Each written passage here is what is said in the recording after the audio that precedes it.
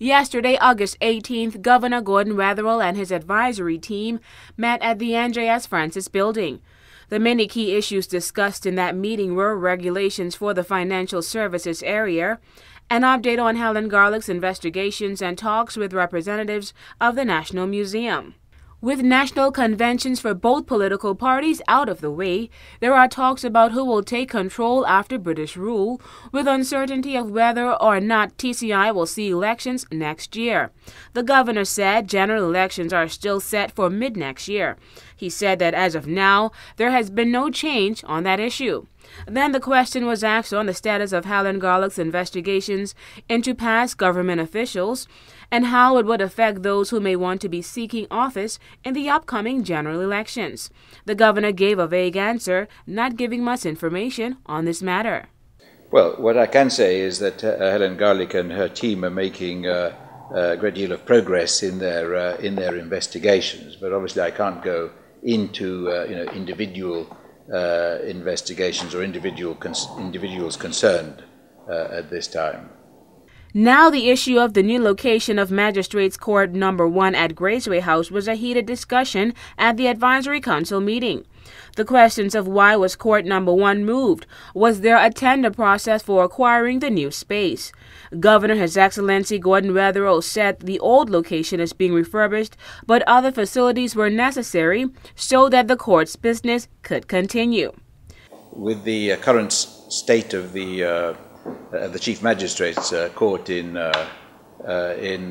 Provo in particular, it became clear that some very immediate action was required to find premises for the court which were usable and met sort of basic standards of health and safety. Chief Executive Mark Capes was placed in the hot seat by Blaze 97.5 CEO Devon Williams. Capes said there was no need for a bid and there was no tender process.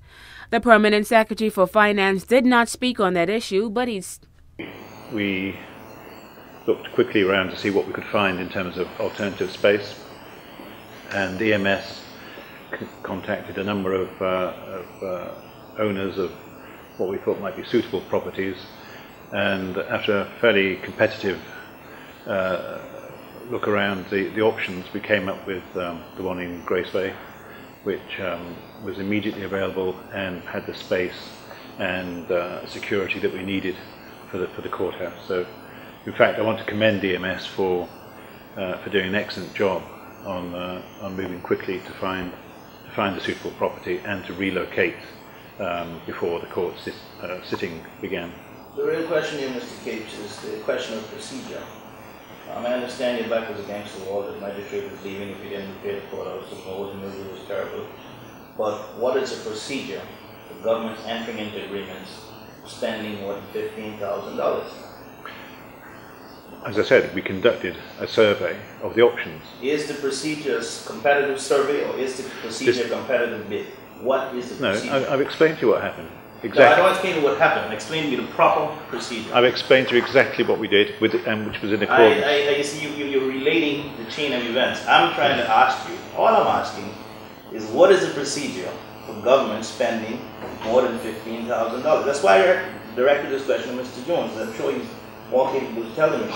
I'm sure that there's a procedure where a bid takes place along a certain format.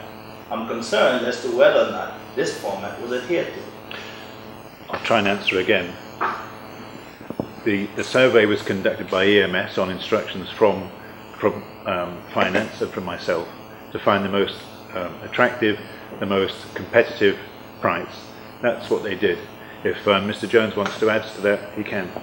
The Permanent Secretary for Finance did not speak on that issue, but he did speak on the issue of gratuity for nurses who were terminated and not employed by Inner Health Canada. Stay tuned for that in Part 2 of the Advisory Council meeting and tomorrow's newscast. For WIV4 News, I'm Takara Bain.